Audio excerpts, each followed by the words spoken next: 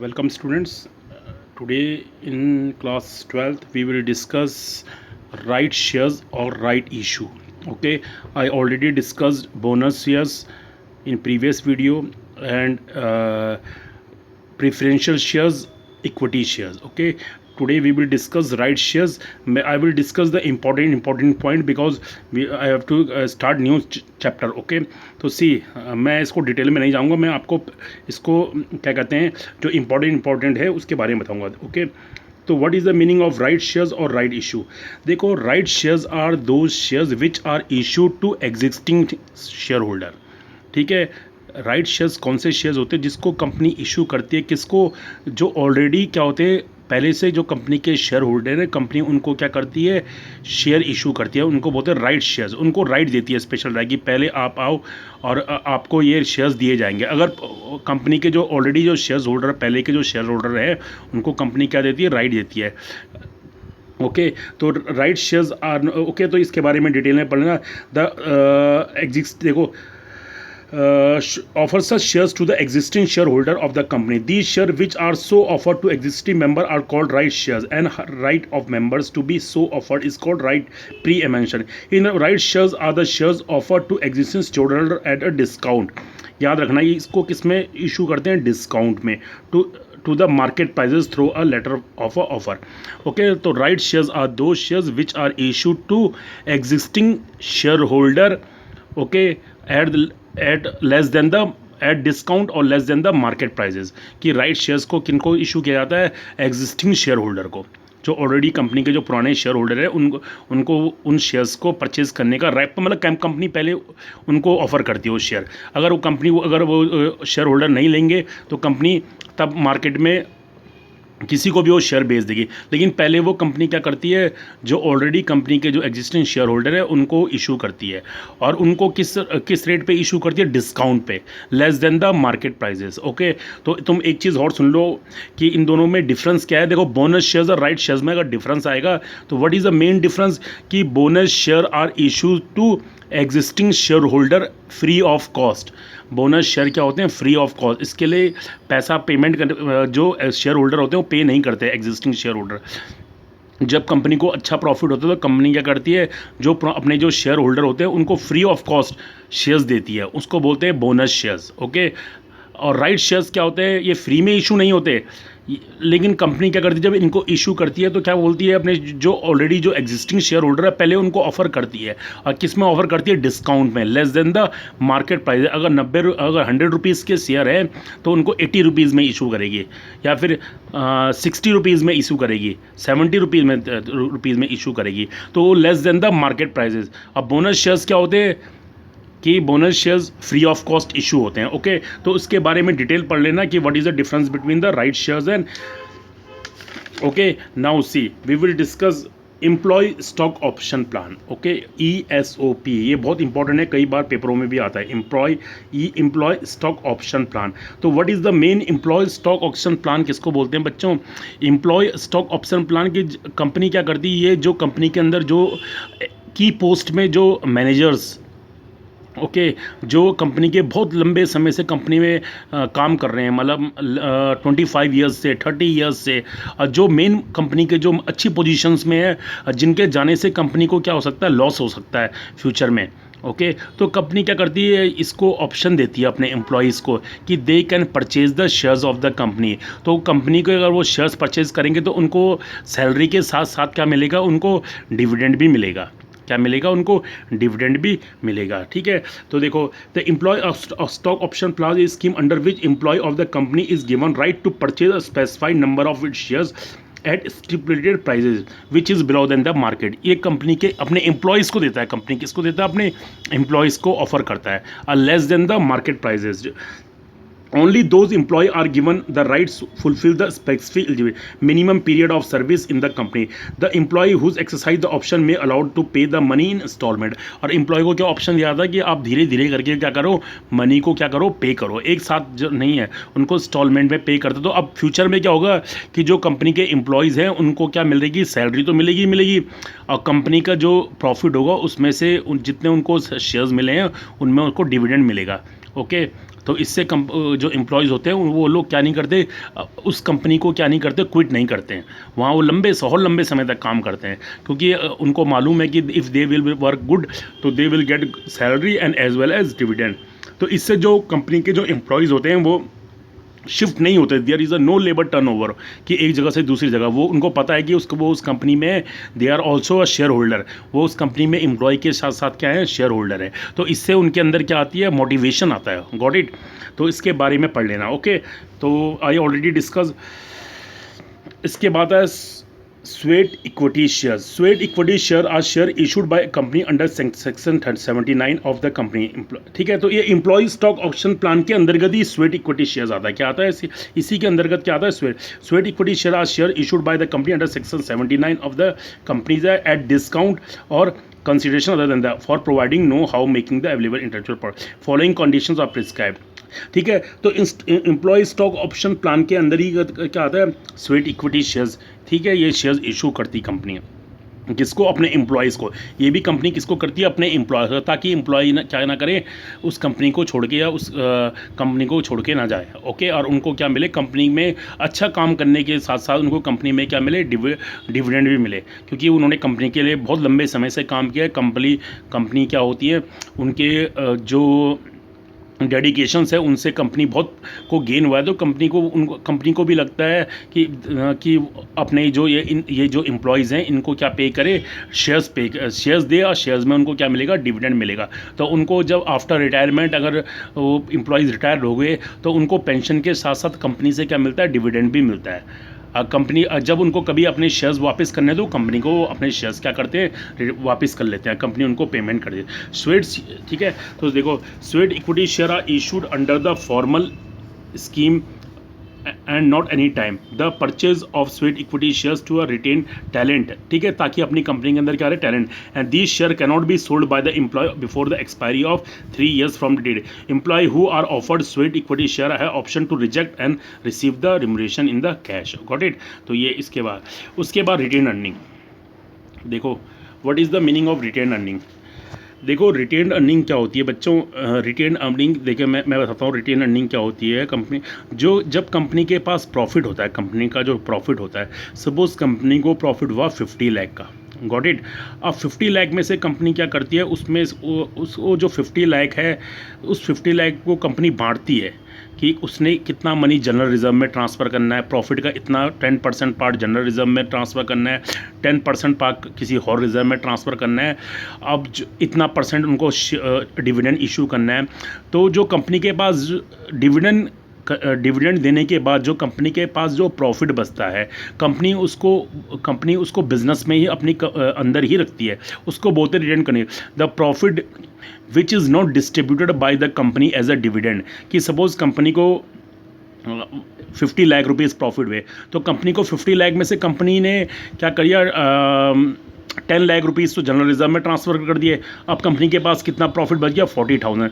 Company ने उस 40,000 में से 40,000 बोल रहा मैं, 40 लाख, ठीक है, कि कंपनी ने क्या हुआ, कंपनी के पास प्रॉफिट है 50 लाख का। Got it? Company having the profit of 50 lakh rupees, out of 50 lakh rupees company have transfer 10 lakh to the general reserve. ठीक है, 10 लाख रुपीज़ जनरल रिजर्व में ट्रांसफ़र कर दिया। Now the company having the profit of 40 lakh. अब company ने के पास 40 लाख का प्रॉफिट है, तो कंपनी ने क्या किया उस 40 लाख में से, कि कंपनी ने क्या बोला कि they will give the dividend of 30 lakh rupees. जो कंपनी की जनरल मीटिंग में क्या डिसाइड हुआ कि 40 लाख का जो प्रॉफिट बचा है, 40 लाख में से प्रॉफिट में से 30 लाख को जो 30 लाख का जो प्रॉफिट है उसको डिविडेंड के तौर पे क्या कर दो, शेयर होल्डर को दे दो। तो कंपनी ने उस 30 लाख को जितने भी कंपनी के शेयर होल्डर है उनको डिविडेंड के तौर पर क्या कर दिया, दे दिया। अब कितने लाख रुपीज़ बचे, 10 लाख रुपीज़। अब कंपनी उस 10 लाख रुपीज़ को अपने पास रखती है ताकि रिटेन अर्निंग, तो उसको बोलते हैं रिटेन अर्निंग, कि कंपनी हर साल क्या करती है, प्रॉफिट का कुछ पार्ट, सारा पार्ट डिस्ट्रीब्यूट ना करके कुछ पार्ट 10% 20% अपने पास क्या रखती है, बिजनेस में, ताकि फ्यूचर में कोई लायबिलिटी जनरेट हो अपनी फाइनेंशियल स्ट्रेंथ को इंक्रीज़ करने के लिए। तो इसको क्या बोलते हैं, रिटेन अर्निंग। अब इसी रिटेन अर्निंग से क्या पे होते हैं, फ्यूचर में बोनस शेयर्स पे होते हैं, कि जैसे कंपनी ने 10 साल तक क्या कर दिया, रिटेन अर्निंग किया, तो हर साल कंपनी को 10-10 लाख का प्रॉफिट हो रहा है। रिटेन अर्निंग के तौर पे पहला साल 10 लाख रुपए बचाया, दूसरे साल 10 लाख रुपीज़, तीसरे साल 10 लाख रुपीज़, इसी तरह। तो कंपनी के पास 5 ईयर्स के बाद 50 लाख रुपीज़ आ गए। तो कंपनी ने उसी 50 लाख रुपीज़ को क्या कर दिया, अब कंपनी को क्या, कंपनी किसी एक की थोड़ी है, तो कंपनी ने क्या कर दिया, उस प्रॉफिट को क्या कर दिया, उस रिटेन अर्निंग को क्या कर दिया, फ्री ऑफ कॉस्ट क्या कर दिया, बोनस शेयर्स के तौर पे क्या कर दिया, इशू कर दिया, जो कंपनी के क्या है, शेयर होल्डर है। तो वो 50 लाख रुपीज़ अब कंपनी क्या बन गई, कैपिटल बन गई। और कैपिटल किस तौर पे बनी, कंपनी ने उसको क्या कर दिया, बोनस शेयर्स। तो उसको बोलते हैं रिटेन अर्निंग। Got it. इसको बोलते हैं प्लगिंग बैक ऑफ प्रॉफिट। क्या बोलते हैं इसको, ploughing back of profit. Got it. कि the amount of retain earning is company depend on several factor. ठीक है, लेकिन इसमें आर्टिकल में लिखा होना चाहिए कि कंपनी को कितना रिटेन अर्निंग करनी है।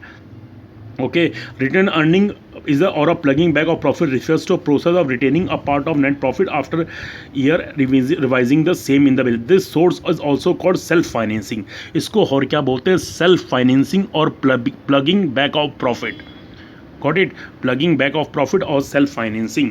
नाउ ओके, तो यू कैन रीड इट।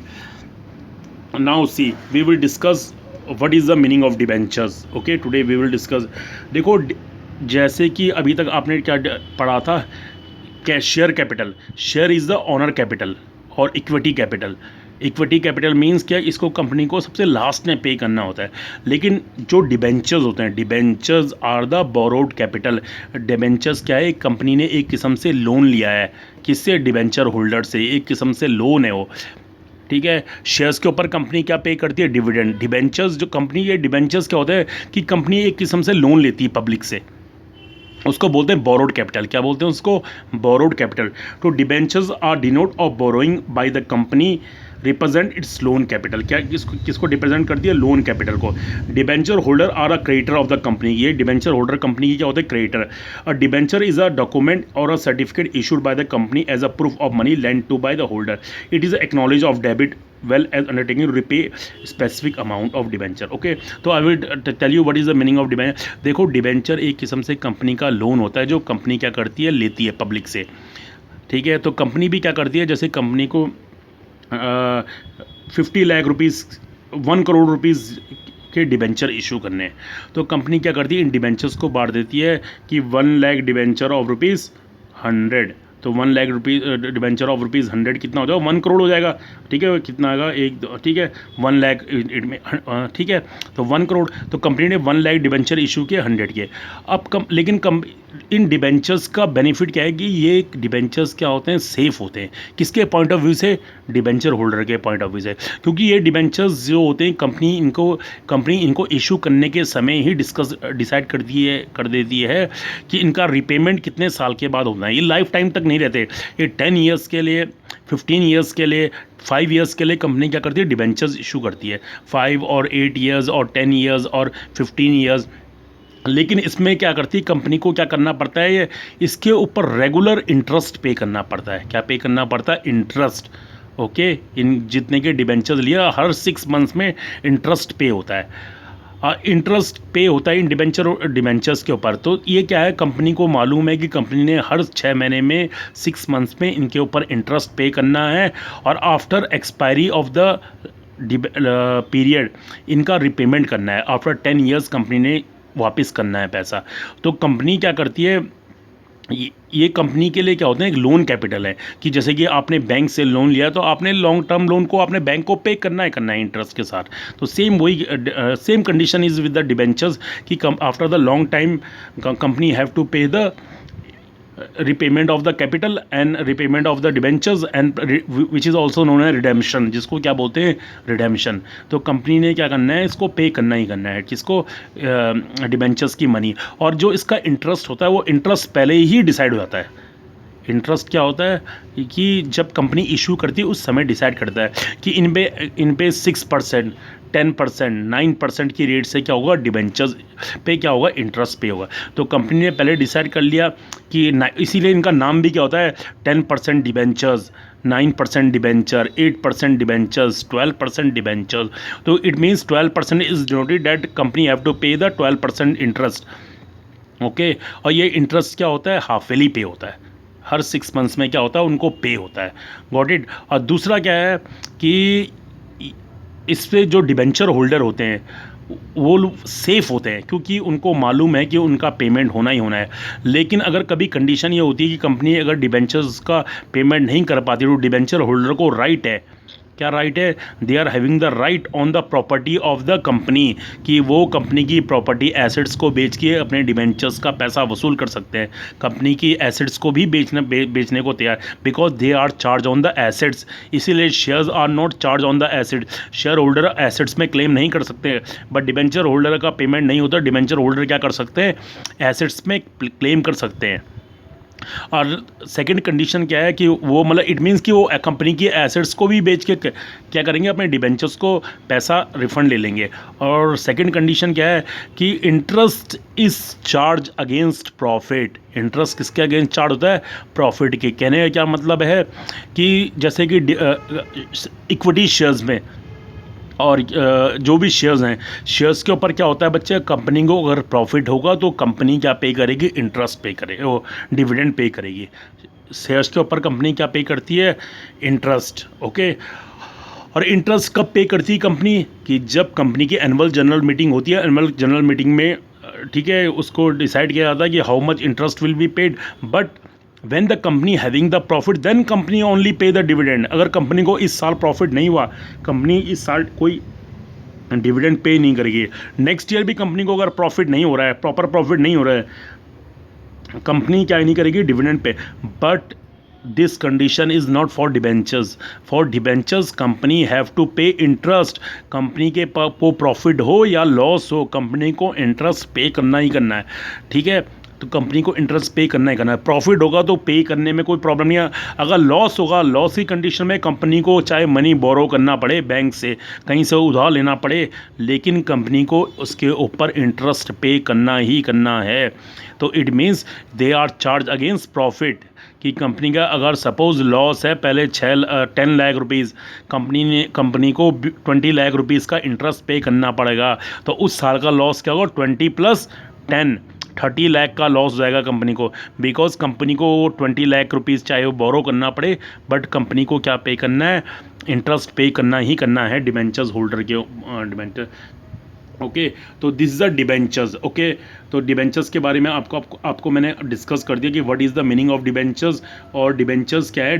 जो डिबेंचर्स परचेज करते हैं उनको बोलते हैं डिबेंचर्स होल्डर। क्या बोलते हैं उनको, डिबेंचर्स होल्डर। ओके, और कंपनी क्या करती है, इसको इशू करती है। जैसे कंपनी शेयर्स को इशू करती है, वैसे ही कंपनी डिबेंचर्स को भी इशू करती है, but it is a borrowed capital. और इसके ऊपर क्या पे होता है, इंटरेस्ट पे होता है। क्या पे होता है इसके ऊपर, डिबेंचर होल्डर को रेगुलर क्या मिलता है, इनको इस पर इंटरेस्ट। तो इसीलिए इसमें डिबेंचर होल्डर को क्या होता है कि सेफ होते हैं, डिबेंचर होल्डर और सेफ, कि उनको इंटरेस्ट मिलना ही मिलना है। इसीलिए कंपनी ये दोनों प्रकार की कैपिटल इशू करता है। शेयर्स कैपिटल भी इशू करता है, debentures capital. Actually shares capital क्या होता है कि जब share capital, debentures capital means in दोनों का कॉम्बिनेशन होता है। ठीक है, क्योंकि बहुत सारे लोग क्या होते हैं कि फ़ंड को इन्वेस्ट नहीं करते। जो लोग बड़े कॉशियस होते हैं, वो जो लोग रिस्की होते हैं, वो तो इक्विटी शेयर्स परचेज करते हैं। जो थोड़ा सा जिनको कम रिस्क लेना होता है, वो लोग प्रेफरेंशियल शेयर परचेज करते हैं। लेकिन जो लोग बहुत ज़्यादा कॉशियस होते हैं, जिनको बड़ा ज़्यादा, तो वो लोग क्या करते हैं, उनको इन्वेस्टमेंट तो करना होता है, लेकिन वो इन्वेस्ट किस में करते हैं, डिबेंचर्स के अंदर। इसीलिए डिबेंचर्स क्या है, कंपनी की बोरोड कैपिटल होता है। तो ये खासकर ये जब डिप्रेशन पीरियड होता है, उस समय डिबेंचर ज़्यादा इंपॉर्टेंट होते हैं। जब बूम पीरियड होता है, उस समय तो लोग शेयर्स परचेज करते हैं, क्योंकि उस समय क्या होता है कि सबको मालूम है कंपनी क्या करेगी, अभी राइज करेगी तो it means there will be a more profit, और जो शेयर होल्डर होते हैं they will get the more dividend. लेकिन when there is a depression period और लेस, मतलब जब है ना मार्केट इज़ गोइंग डाउन, उस समय जो इन्वेस्टर्स होते हैं डर जाते हैं। उनको मालूम है शेयर्स में कम पैसा लगाएंगे तो पैसा क्या होगा, उनका डूबने का डर भी है और उनको डिविडेंड भी नहीं मिलेगा। तो उस समय वो क्या, they prefer to invest in the debentures. This is a combination of the, तो इसको आप पढ़ोगे, डिस्कस करोगे हायर क्लास में, portfolio of the capital management. Okay, तो first I am discussing these. Okay, तो देन इसको अब आप इसको इसके आगे नेक्स्ट हैं आपके काइंड्स ऑफ डिबेंचर्स। ठीक है, तो मैं आपको कल काइंड्स ऑफ डिबेंचर्स पढ़ा दूंगा थोड़ा बहुत। डिबेंचर्स आर कन्वर्टेबल, वही होते हैं कन्वर्टेबल, नॉन कन्वर्टेबल। डिबेंचर्स में ये होता है कि they can be converted into shares non convertible means they cannot be converted into debentures. Okay, तो इसके बाद मैं आपको नेक्स्ट चैप्टर करूँगा, ये बाकी आप नेक्स्ट इसको थोड़ा सा है मैं इसको आपको डिस्कस कर दूँगा। ठीक है, ओके स्टूडेंट्स, थैंक यू।